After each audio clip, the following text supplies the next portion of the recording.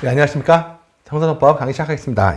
지난 시간까지 우리가 성명 모용을 공부했어요. 성명 모용을 공부했는데, 여러분 지금 교과서를 피셔가지고 교재를 피시면 443페이지까지 이제 한 것인데, 약간 바꿀게요. 여러분 약식명령은 나중에 좀 설명드릴 게 약간 좀 있기 때문에, 편의상 위장출석을 먼저 하겠습니다. 위장출석.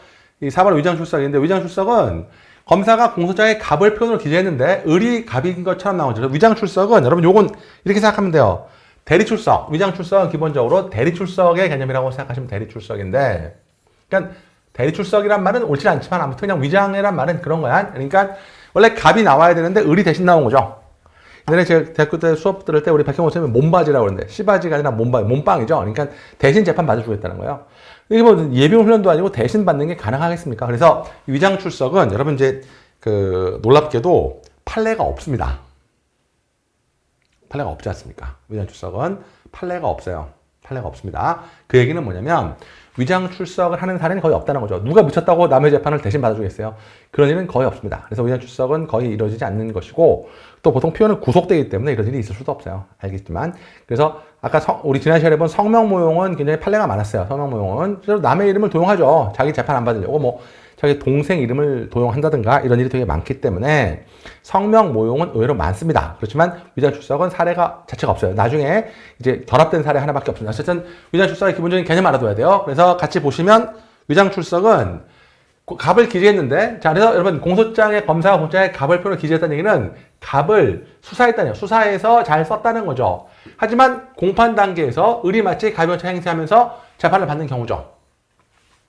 그러면 일단 이거 있잖아요. 기재는 갑으로 잘 돼 있어요. 기재는 갑으로 잘 돼 있는데 출석은 을이 한 거죠. 어쨌든 일치하지 않지 않습니까?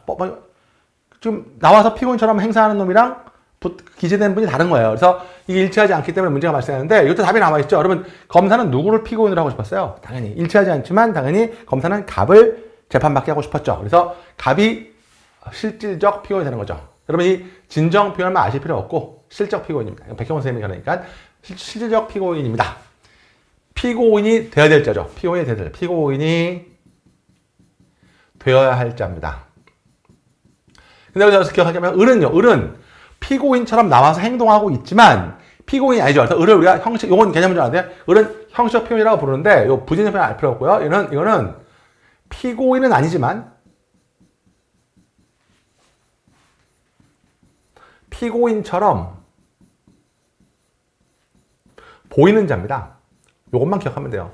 을은 피고인은 아니에요. 피고인은 아닌데 피고인처럼 보이는 자가 을이죠. 그러니까 갑은 피고인이고 을은 피고인은 아니지만 피고인처럼 보이는 자가 바로 형식적 피고인이 되는 것입니다. 그러면 결론이 났죠? 사실 그러면 우리는 실적 피고인을 재판해야 되니까 처리 방법은 잘 들으세요.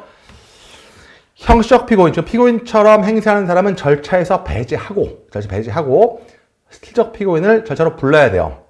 이게 첫 번째야. 다시 한번 형식적 피고인을 배제하고 실적 피고인을 절차로 소환을 해야 돼요. 이게 기본 원칙이죠. 두 번째, 이거는 어쨌든 기재는 잘 돼 있기 때문에 위장 출석만 있을 때는요, 표시 정정은 필요가 없어요. 표시 정정은 필요가 없지. 왜냐면 잘 돼 있기 때문에 부르기만 하면 돼요. 그러니까 지금 을이 대신 나와 있는 거지. 갑으로 표시는 잘 돼 있으니까 표시 정정은 필요 없습니다. 세 번째고요. 네 번째는 뭐냐? 그러니까 형식적 표현을 배제한다, 실적 표현을 부른다. 그다음에 표시 정정은 필요 있다 없다? 없습니다. 그런데 마지막 하나는 뭐냐면, 배제한 다음에 부를 때 요것만 조심하면 돼요. 실적 표현을 절차의 최초 단계로, 절차의 맨 첫 단계로 불러야 돼. 왜냐면 형식 피고인이 하고 간 자리를, 그 부분을 실적 표현한테 책임을 물을 수가 없어요. 그러니까 형식 피고인이 한 거는 형식 표현이 한 거지, 절차가 끝났으나 끝난 거고, 실적 피고인은 재판을 맨 처음부터 시작해야 돼요. 절차의 맨 최초 단계. 이게 제일 중요합니다. 실적 표현을 절차의 맨 최초 단계로 부른다. 이것만 기억하시면 됩니다. 그렇게 머릿속에 넣었다면 그런 처리에서 처리 방법을 보시겠습니다. 처리 방법이죠. 가장 중요한 것은 누가 뭐래도 일단 이거 보이세요? 자, 잘 봐요. 위장 출석이 판명이 됐어요. 위장 출석이 판명이 되면 일단 형식적 피고인을 배제해야 돼요. 형식적 표현을 배제해줘야 됩니다. 배제해줘야 돼요. 이해되세요? 그 다음에 실적 피고인 갑은 소환을 재판해야 되고, 여러분 요거 지우 다시 공개할 필요 없다라기보다는 이미 잘 표시가 되어 있지 않습니까? 표시 정정이 필요 없다. 고칠게. 표시 정정이 필요 없어요. 그러면 갑의 이름으로 공소 제외되어 있으니까 뭐 다시 공소할 필요도 없고 표시를 정정할 필요도 없다로 고치는 게 더 정확합니다. 여기까지 이해되십니까?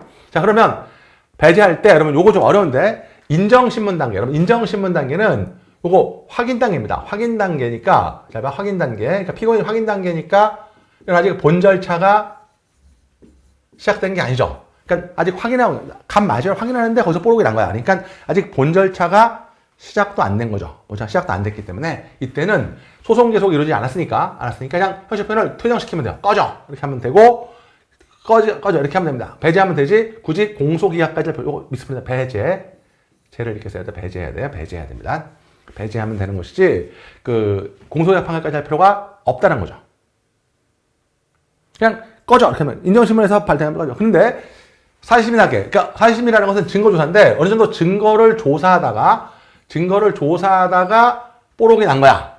그러니까 인정신문에서 뽀록이 났으면 그냥 배제하면 돼. 꺼져 이렇게 말하면 되고 하면 되는데 증거를 조사하다가 발각이 됐을 때는 어쨌든 절차가 시작됐기 때문에 여러분 시작됐으면 정식으로 끝내줘야 돼요. 여러분 일단 시작이 됐으면 정식 종료해줘야 되니까 여기서 요겁니다. 공소 기각 판결해줘야 돼요. 너는 더 이상 재판 못하겠다. 지금 재판 진행 중이었지만 네가 실적 피고인이 아니기 때문에 형식에 불과하니까 재판을 못 해주겠다. 그래서 공소 기각으로 정식으로 끝내줘야 되는데 이때도 하나 물어보죠. 형식편이 있죠? 공소장이 있죠? 그러니까 결정이 아니라 판결입니다. 요것만 줘요. 결정이 아니라 판결이야. 왜냐면 형식 피고인이 공판장에 있으니까. 그래서 공소기각 판결로 끝내줍니다. 이해되십니까? 요 두 개만 기억하시면 돼요. 그리고 요거 볼 필요 없으시고요. 판결 선고는 시험에 안 나오니까 볼 필요 없고 확정오도 볼 필요 없습니다.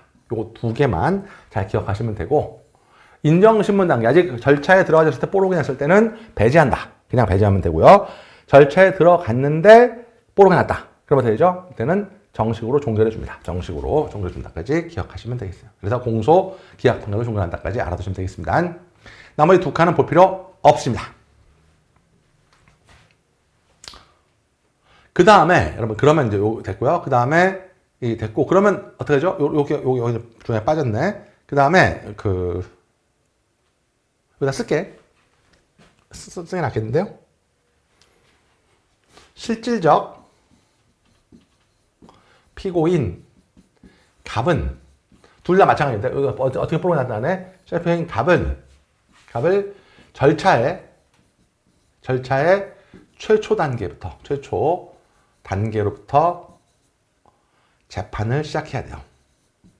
왜냐면 을이 끝나고 앉으면 을에 대해서 다 끝난 거니까 을은 끝났고 이제 을은 집에 보냈으니까 시작한 갑을 절차에 무슨 단계? 최초 단계부터 다시 재판을 시작해야 됩니다. 절차의 최초 단계로부터 재판을 시작한다까지 기억해 주시면 완벽하시겠습니다. 여기까지 이해되십니까? 오케이 여기까지 보시면 되겠어요. 좋습니다. 이렇게 보시면 되겠고요. 됐죠? 근데 이제 이거를 결합시킨 거, 여기 판례도 없어요? 이걸 결합시킨 게 바로 뭐냐면, 요겁니다. 요거예요. 약식 명령을 송달받은 피모용자가 접행한 경우. 요거는 이제 별표를 좀 세게 쳐줘야 되는데, 이제 나오면 요게 나올 테니까, 그거를 좀 별표를 세게 치시고요. 그러니까 성명모에서 요것만 나온다고요? 그러면 약식 명령이 뭐냐? 약식 명령은 서류만 심사해서 서면 심리, 증거조사 안 한다는 거죠. 서류만 조사해서 벌금형 등을 선고하는 절차입니다. 벌금형 등을 선고. 우리가 이제 할 건데, 그러니까 서면 심리에서 벌금형 등을 선고하는 절차가 바로 뭐죠? 약식 명령 절차예요. 그러니까 서류를 심사해가지고 뭐 깜빵은 안 보내고 서류를 받고 그냥 재판 벌금이나 내서 벌금형 등을 선고하는 절차. 이게 뭐죠? 약식 절차입니다. 여기까지 이해되십니까? 그렇기 때문에 약식 명령은 서류만 심사하니까 이게 성명모용이 잘 이루어요. 그러니까 약식명령이 성명모용이 제일 잘 이루어지는 절차예요. 그러니까 재판에 안 나오고 서류 심사하니까 남의 이름 대면 그렇게 된다는 거죠. 약식명령이 되니까 이건 케이스로 본다면 벌금을 선고하는 거니까 당연히 성명모용이 이루어지기가 더 쉽죠. 일반 재판보다. 그래서 약식명령이 성명모용이 이루어진 거예요. 여러분들 피모용자가 있죠. 을이 이제 야마가 돈 거지. 을은 전혀 그런 적이 없는데 을이 노상방뇨했다고 이제 벌금 딱지가 날라온 거예요. 그럼 나는 여기 간 적도 없는데 내가 왜 여기서 벌금을 내야 되지? 라는 이제 의문을 갖게 돼요. 그래서 돈도 없어 죽겠는데 왜 벌금을 내지? 라고 생각해보니까 어떤 자식이 내 이름을 모용한 것 같습니다. 그래서 뿔이 나가지고 정시재판을 청구한 겁니다. 그러니까 피해모용자는 원래 피고인이 아닌데 실체 표현이 아니죠? 근데 얘가 정식 재판을 청구한 거야. 피모용자가, 그래서 피모용자가 청구하면, 여러분, 이때부터 피모용자가 요거 좀 이렇게 피고인처럼 행위했죠. 피고인처럼 행위. 그러니까 피고인도 아닌데 정식재판을 청구한 거야. 그냥 가만히 있으면 되는 거예요. 벌금 안 내고 가만히 있으면 돼. 어차피 나한테 벌금이 안 미치거든. 근데 이제 이 사람이 이제 흥분을 이기지 못해서 격분해서 정식재판을 청구한 거예요. 그러면 현재 행위했기 때문에 이때부터 이분이 형식적 피고인이 되는 겁니다. 그래서 여기서부터 이제 마치 위장출석과 비슷한 관계가 생기는 거예요. 그러니까 일반적인 성명 모용에서 피모용자한테는 아무런 효력이 안 미치니까 가만히 있으면 되는데, 이 약식명령장을 받고 피모용자가 정식재판을 청구하면 그때부터 표시재판이 형식적 피고인이 되는 것이죠. 그렇기 때문에 얘가 이분에 대해서 정식으로 종전해줘야 돼요. 정식재판 들어왔으니까. 그래? 아저씨는 아닌데? 라고 해서 요거죠. 공소, 기각 판결로 일단 피모용자를 절차에서 배제시키면, 여기 잘 쓰셨나요? 배제. 절차에서 피모용자를 배제하는 겁니다. 여기까지 이해되세요? 정식 배제하는 거야. 원칙입니다. 왜냐? 분명히 밝혀줘야 돼요. 분명히 밝혀줘야 돼. 분명히 밝혀줘야 됩니다. 그러니까 원래 피모용자 안 미치지만 이 사람이 피고인처럼 나와서 절차 청구하고 이렇게 했으면 그 지위를 존중해서 공소기각 판결로 존중을 해준답니다. 됐습니까? 그 다음에 여기서는 일단 여러분 성명 모용이 있었죠? 그러니까 반드시 표시 정정이 나와야 돼. 아까 그냥 순수한 위장 출석은 표시 정정이 없었어요. 위장 출석은 공소해야 됐으면 이거는 성명 표시 정정해야 돼. 어떻게? 을에서 갑으로. 그러니까 을에서 갑으로 표시를 바꿔야 돼요. 잘못 표시된 거잖아. 지금 성명에서. 그러니까 바꾸는데 바꿔서 여러분 약식 명령의 표시를 정정하는 약식 명령. 그래서 약식 명령을 다시 송달하면 돼요. 다시 송달하면 돼요. 본래 약식 명령 정보와 함께 결정 동문을 송달하면 됩니다. 이해되세요? 약식 명령 송달하는 거야. 여러분 요거 옆에다 쓸게. 정식 재판부터 시작이 아니야. 왜냐면 정식 재판 청구를 피모용자가 한 거지. 모용자는 나쁜 놈이긴 하지만 정식 판결 안 했기 때문에 모용자한테 정식 재판부터 시작하면 안 돼. 얘는 어디부터 재판을 받아야 돼? 약식 명령 다시 받을 기회를 줘야 돼요. 그래서 거기다 정식 재판 청구부터 시작하는 게 아니라 약식 명령을 다시 보낸다는 거예요. 약식 명령을 다시 보낸다는 거예요. 그리고 여기서 정식 판결 안 하면 그냥 이대로 약식 명령이 확정되는 겁니다. 약식 명령을 보내면 되는 것이죠. 그래서 요거 조심해야 돼요. 모용자는 항상 여러분 뭐죠? 요거 볼까요? 요거 보면 본래 약식 명령과 함께 원래 약식 명령을 표시를 고쳐서 표시를 정정해서 약식 명령과 함께 경영 결정을 송달하면 되는 거죠. 그러니까 표시를 바꾸는 결정을 해가지고 첨부해서 원래 이때 약식 명령, 제도의 약식 명령을 그냥 보내면 되는 겁니다. 원래는 성명에 모용되는 거를 고쳐서 보내면 되는 거죠. 그래서 요걸 잘 기억하시고요. 여러분 요거 쓸게. 애초에 모용자에게는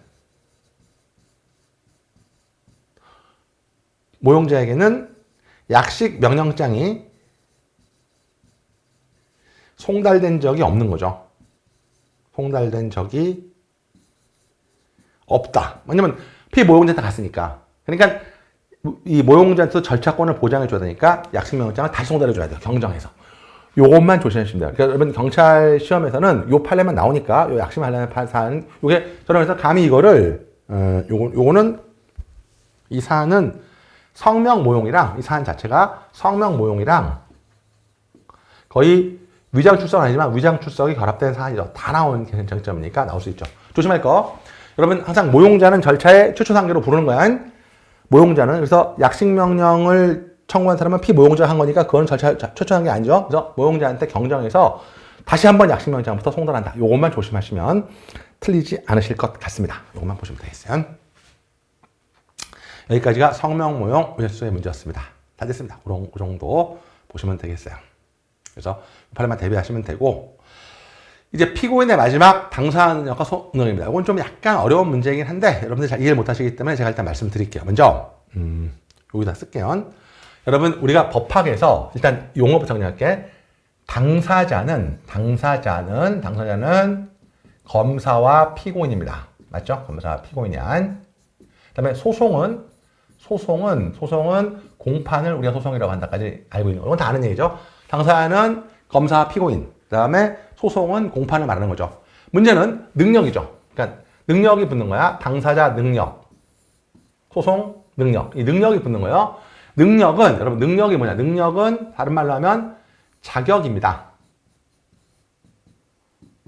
능력은 자격이에요. 능력은 뭐라요? 자격. 그러니까 당사자가 될 수 있는 자격. 그다음에 소송할 수 있는 자격. 이게 바로 당사자 능력이죠. 그러니까 이게 쪽발이 말인데 그래서 일반 보필이라고 그냥 능력이 자격이라고 생각하면 돼요. 자격. 그러면 당사자 능력은 뭐냐면 피고인이 될 수 있는 자격, 피고인이 될 수 있는 자격인데 검사는 애당초 시험 봐서 뽑기 때문에 검사의 자격을 우리가 경시에 붙진 않죠. 검사는 당연히 로스쿨 나와서 변시 붙고 오탈 안 하시고 변시 붙고 그 다음에 꼭 임용된 사람 하니까 검사의 자격은 묻진 않습니다. 따라서 우리가 당사자 능력을 물을 때는 오직 뭐죠? 요거 피고인 될 수 있는 피고인이 될 수 있는 능력. 그래서 피고인의 자격이죠. 피고인의 자격이 바로 당사자 능력이에요. 여러분 당사자 능력 적격 보실 필요 없고 책임 능력도 보실 필요 없어요. 여기도 안 나오니까 당사자 능력은 피고인이 될 수 있는 자격입니다. 그럼 도대체 누가 피고인이 될 수 있는 거냐? 누가 피고인이 될 수 있는 거냐? 이건 나중에 할 거니까. 누가 피고인이 될 수 있는 거냐에 대해서 당연히 여러분 이미 답이 나와 있는데 지울게요. 당사자 능력 인자가 누구냐라는 건데 그러면 피고인은 피고인이기 때문에 피고인이니까 피고인이 되려면 사람이어야 됩니다. 사람. 그래서 당사자 능력 인자는 사람이고 사람이 피고인이고 사람이 먼저죠. 사람이 피고인이고 사람은 요거 조심해. 사람은 자연인이 있고 법인이 있는 겁니다. 당사자 능력 인자는 사람인데 사람은 자연인이 있고 법인이 있는 거예요. 여기까지 이해되세요? 자연인과 법인이 있는데 자연인은 우리가 아는 그런 사람이에요. 우리가 아는 사람이고 자연인은 여기서 할 거야. 자연인은 연령이나 책임 능력 유무를 불문하고 언제나 당사자 능력이 있는 거죠. 그러니까 사람은 누구나 재판받을 수 있어요. 그러면 아주 어린 사람은요. 책임 능력 내용을 보시고 책임 능력은 14세 미만이죠. 14세 미만. 14세 미만은 어린애인데 그렇더라도 일단 재판은 받는 거야. 책임 능력이 없어도 일단 재판은 받는다고요. 책임 능력이 없어도 일단 재판은 받습니다. 이해되십니까? 책임 능력이 없어도 일단 재판은 받는 것이고요. 이해되시죠? 책임 능력이 없어도 일단 재판은 받는 것이고 그 다음에 재판을 받을 때 책임 능력에서 재판을 받지만 책임 능력에서 재판을 받는데 무죄가 나오겠죠. 무죄가 나옵니다. 그래서 14일에서 재판은 받고 무죄를 받으면 되는 겁니다. 그것만 기억하시면 돼요. 무죄. 재판을 받는 거야. 모든 사람 재판 다 받고 무죄가 너무 어리가 무죄가 나오는 거죠. 그래서 그렇게 됐고 2번은 볼 필요 없고요. 3번 그러나 아직 태어나지 않은 사람은 어떻게 재판해요? 그러니까 무슨 엄마 뱃속에서 무슨 일을 하겠니? 그러니까 그걸 재판할 수 없는 거잖아요. 그러니까 태아는 아직 보여. 그다음에 조심할 게 있어요. 사망자 이건 좀 표시해야 되는데 사망자로 돌아가신 분인데 이분은 세모야. 그러니까 사실 원래 엄밀히 말하면 아직 태어나지도 않은 사람이나 사망자는 재판할 수 없죠. 그러니까 당사자 능력이 없는 게 원칙이에요. 아직 태어나지도 않은 분들은 당사자 능력이 없는 게 원칙입니다. 이해되십니까? 하지만 당사자가 없는데 사망자를 제가 왜 세모를 찾냐면 사망자는 재심은 가능해요. 재심이 가능하니까 돌아가시면 재심이 가능하다고. 그러니까 여러분 혹시 그 재심 같은 거 보면 막 저쪽 여순 반란 사건 보면 이런 그때가 언제 해방 직후에 있었던 사건도 재심되잖아요. 이분 다 돌아가셨어요. 돌아가신 분들은 재심을 할 수 있으니까 사망자는 당연히 없겠지만 예외적으로 재심은 가능하다까지 기억하시면 좋겠습니다. 여기까지 이해되십니까? 좋습니다. 자, 이 정도 정리하시면 되고 그냥 법인이에요. 법인은 이게 이제 자본주의 산물이고 여러분들 이걸 잘 이해를 못 하시는데 제가 보시는 것만 보시면 돼요. 법인은 여러분들 요거는 회사라고 생각하시면 돼요. 회사. 법인은 회사입니다. 회사안. 근데 여러분 회사 중에서 여기다 쓸게. 법인은 회사인데 회사 중에서 큰 회사, 삼성 같은 거, 삼성이나 현대, LG 이런 데는 그 등록하지 않습니까? 그래서 회사가 법인이 단체인데 단체는 잘 봐요. 사람의 단체를 사단이라고 부르고 재단의 단체를 재단이라고 불러요. 사단재단 이렇게 들어보죠. 사단재단인데 이런 사단재단이 등록을 하면 국가에 등록을 하면 이게 이제 법인이 되는 거예요. 마치 자연이 출생하면 주민등록번호를 부여하듯이 법인도 이 등록을 하면 법인 등록번호가 나오니까 이렇게 되면 법인이 되는 겁니다. 이게 되십니까? 그래서 법인은 등록하면 법인이 되는데 이 소규모 회사, 소규모 회사는 등록을 안 하는 게 없어요. 등록을 안 하는데 등록을 안 하면 등록 전에 요 사단재단은 요거는 법인격 없는 사단, 재단이라고 불러요. 그러니까 등록을 하면 법인이 되는 거고, 등록 안 하면 법인격 없는 사단, 재단을 부르고, 여러분 형소법 레벨에서는 형법은 약간 다르게 봅니다만 전 지금 형법 강의하고 있는 게 아니니까 같이 봅니다. 큰 회사가 회사는 회사니까 법인이 당사자 능력이 있으면 법인격 없는 사단, 즉 등록하기 전에 소규모 회사도 일단 똑같이 봅니다. 그래서 법인하고 법인격 사단은 언제나 똑같이 본다까지 기억하시면 돼요. 그 얘기를 우리 그 삼 선생님은 여기서 법인격 없는 사단과 재단 경우 동일하다 이렇게 쓰시면 되고, 여러분 요거를 개념 이해하시고요. 요거는 그냥 소규모 회사라고 생각하시면 됩니다. 소규모 회사라고 생각하시면 돼요. 여기까지가 첫 번째예요. 되시죠? 그 다음에 이제 여기서 하나 더 볼 건데 어떤 거냐면, 여러분들 근데 원래는 있잖아요. 원래는 형법은 다들 형법 자연인만 처벌합니다. 아니 형법에 뭐 살인죄 법인이 회사가 살인할 수 있나? 말도 안 되죠. 그래서 형법은 자연인만 처벌하면 충분하다고 보는 거예요. 형법은 자연인만 처벌해요. 그래서 여러분 그 판례가 있는데 배임죄는요. 배임죄는 회사가 배임죄가 될 수가 없고 회사 임원이 배임죄의 주체가 되는 거예요. 그러니까 배임죄가 되는 사람은 회사 임원이지 회사 자체가 배임죄의 주체가 되지 않죠. 형법상에는 판례가 있단 말이죠. 형법상의 범죄는 자연인만 할 수 있는데 문제는 여러분 요거 조심하세요. 특별형법의 가장 대표적인 게 어떤 거냐면 세법이나 환경법 이런 거야. 세법이나 환경법인데 여러분 이제 이게 우리가 이러면 안 되는데 세법이나 환경법 뭐냐면 이제 막 그 폐수를 막 방류하는 거야. 또는 탈세하는 거야. 그러다 걸리면 그냥 그 종업원들이 그냥 책임지고 들어가면 되는 거예요. 그러면 법인 입장에서는 종업원을 갈아 끼우는 게 훨씬 싸게 먹힌다고. 그러니까 폐수 처리 비용이 엄청 많이 들거든요. 폐수 처리 비용이 엄청 많이 들고 또 이 세금 많이 내지 않고 그냥 다 떼먹고 나중에 걸리면 네가 좀 몸빵해라 이렇게 해서 도서관님 주고 한단 말이에요. 그래서 이런 경우 세법이나 환경법은 법인 자체를 처벌해야 돼요. 그러니까 이 경우에는 자연인만 처벌한다고 해서 되지가 않는다는 거예요. 자연인 처벌은 당연히 돼야 되고 탈세한 그 직원이나 또는 환경 오염시킨 직원이나 자연인 처벌은 당연히 되는데 이렇게만 처벌하면 법인이 얘들 뒤로 숨는다고요. 바지 사장 기용해갖고 얘들 다 몸빵시키고 하기 때문에 이런 경우는 그 특별형법에서는 법인까지 처벌, 자연인만 처벌하는 게 아니라 플러스 법인도 처벌하는 규정을 준다는 거예요. 이걸 우리가 양벌 규정이라고 부릅니다. 이걸 양벌 규정이라고 불러요. 양벌 규정을 부르고 헌법의 문제인데 양벌 규정에서는 이 형법은 책임이 있어야 처벌하는 거니까 그러면 양벌 규정에서 법인이 왜 형사 책임을 지느냐? 양벌 규정에서 법인이 형사 책임을 지는 이유는 뭐냐면 이 자연인을 여러분 종업원이라고 생각하면 돼. 꼭 써요. 종업원의 선임 감독의 과실이 있기 때문에 과실이 있었기 때문에 책임을 지는 거예요. 그냥 책임을 지는 게 아니라 선임 감독상 과실이 있기 때문에 책임을 져서 헌법에서는 양벌 규정도 책임주의가 적용이 되는 거죠. 책임주의가 적용이 되는 게 형법의 문제죠. 그러니까 종업원의 행위에 대한 선임 감독상의 과실에 문제가 있으니까 책임을 지는 거죠. 이게 바로 양벌 규정의 문제였습니다. 이해되십니까? 그런데 여러분 그 형법에서는 이 양벌 규정을 헌법은 책임주의고 형법에서는 이 양벌 규정을 그냥 거의 공범으로 본다. 이렇게 공범으로 본다고 생각하시면 됩니다. 그리고 형소법에서는 이 양벌 규정이 법인의 처벌 규정이 된다는 거죠. 처벌 규정. 그래서 법인에 대한 처벌 규정이 있으면 별 문제 없다. 양벌 인정되면 그냥 법인도 형사 책임을 지면 되는 거죠. 이건 아무런 문제가 없다는 거죠.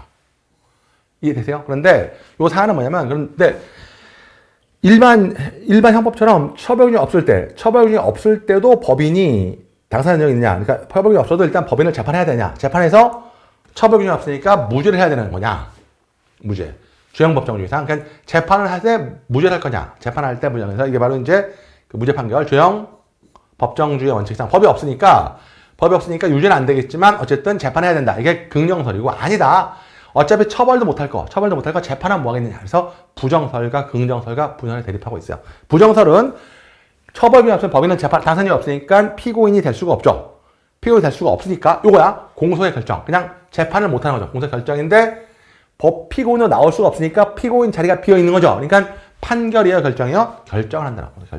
여기까지 기억하시면 되겠습니다. 긍정사는 무죄 판결, 부정사는 공소결재. 이거 가볍게 이렇게 읽어보시면 되는데 이거는 시대 흐름과 무관치 않아요. 그래서 여러분 긍정다설이죠. 일단 여러분 처벌 규정 없어요. 형법상 처벌 규정 없어도 일단 형사법상 당사자는 인정하자. 그래서 재판을 하되 처벌 규정 없으면 무죄하자라는 얘기는 여러분 여기다 써볼까? 요거는 뭐냐면 형법과 형소법의 구별.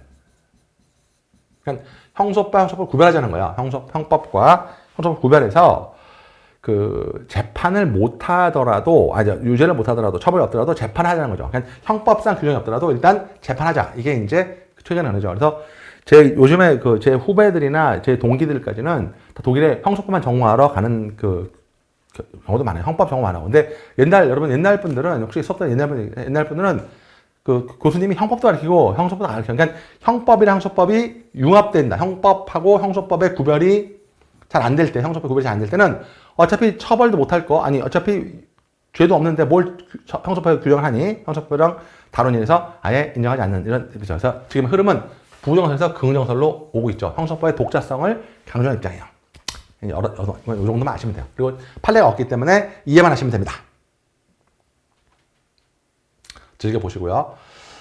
그 다음에 여러분 당사자의 소멸인데 여러분 자연인은 돌아가시면 당사자의 소멸하겠죠?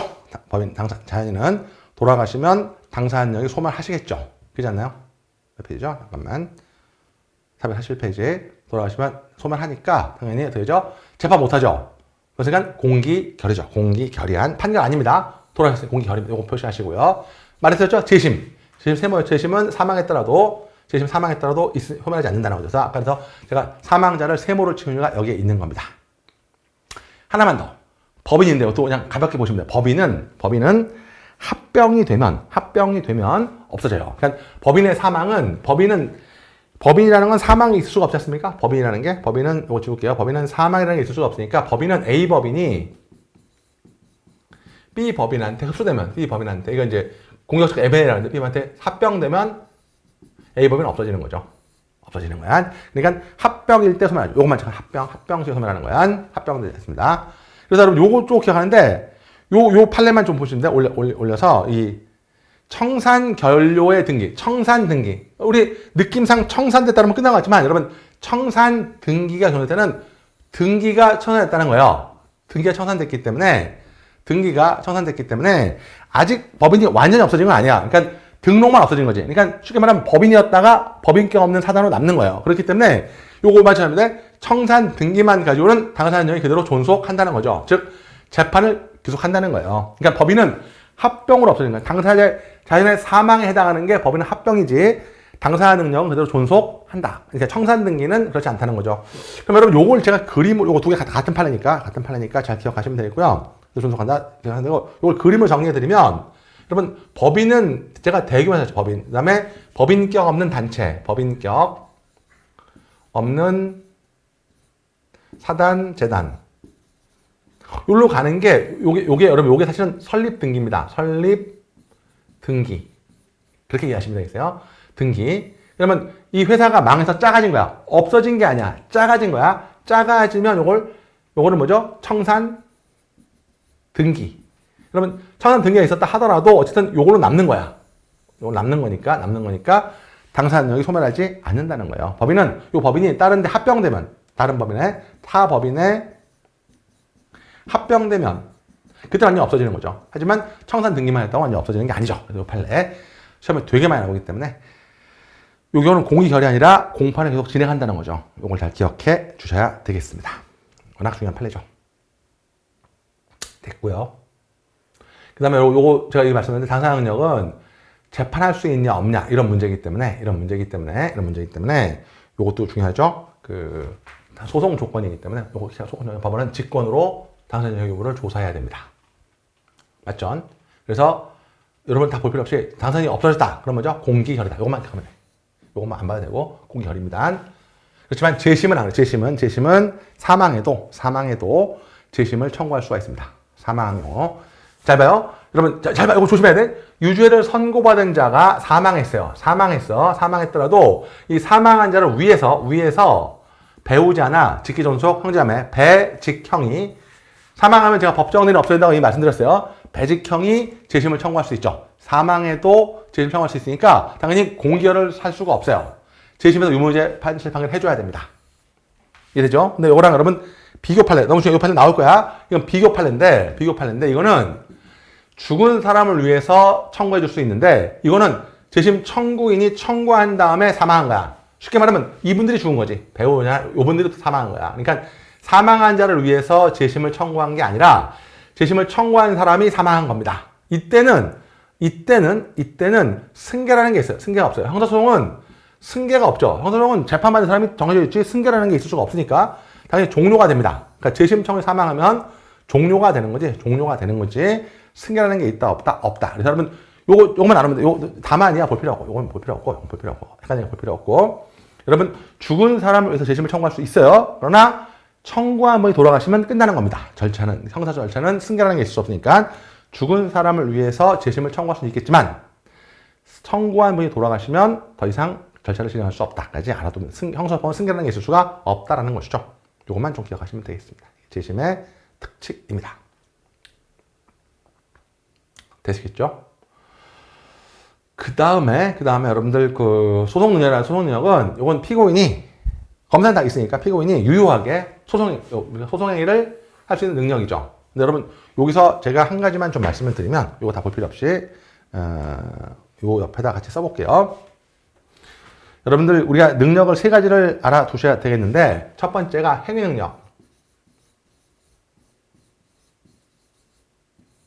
그 다음에 책임능력, 여기까지만 하고 잠깐 쉴게요. 책임능력, 그 다음에 여기 남아있는 의사능력이 있고 마지막 하나만 더 보면 변론능력이라는 게 있어요. 변론능력이 있는데 제일 중요한 건 이겁니다. 의사능력이 한 행위능력은 행위를 계약하는 거야. 어떤 사람이랑 물건을 사고 팔고 계약하는 게 행위래요. 그래서 이거는 민법에 있습니다. 민법에 있기 때문에 민법에서 혼자 계약을 하려면 최소한 19세 이상이어야 돼요. 19세. 그래서 19세를 성년으로 보는 거죠. 그래서 성년, 19세 미만은 미성년 이렇게 하는 거죠. 그래서 19세가 돼야 혼자 원룸으로 나가서 계약하고 살 수 있는 거죠. 되십니까? 그래서 이게 행위능력이고 민법에서 행위능력 정리하시면 될 것 같고 되시죠? 민법에 있는 거야. 19세. 책임능력이 책임은 형사책임. 이건 이미 봤지만 14세. 이건 형법에 있어요. 14세. 형법에 있는 겁니다. 그 다음에 형법에 있는 거예요. 의사능력하고 별로 이게 형소법에 있는데 이거 써만 놓고 다음 시간에 할게요. 형소법에 있는데 의사능력은 이건 12 판단 능력. 12 판단 능력은 옳고 그른 걸 판단하는 능력이고 이거는 법에 없어요. 이건 11세에서 13세예요. 판례가 이제 그러니까 옳고 그른 판단은 11세, 13세입니다. 근데 이게 왜 이렇게 다르냐면 과거에는 13세였어요. 아직 애들이 성과가 안 났는데 지금은 애들 속에서 11세만 되면 12판단이요. 옳고 그른 걸 판단할 수 있다는 거죠. 이게 의사 능력이고 결론부터 말씀드리면요. 형소법의 소송 능력은 행위 능력도 아니고 책임형사나 의사 능력이다까지만 기억하시면 되겠습니다. 여러분 기억하시고요. 여기서부터 다음 시간에 보시도록 하겠습니다. 여러분 고생하셨습니다.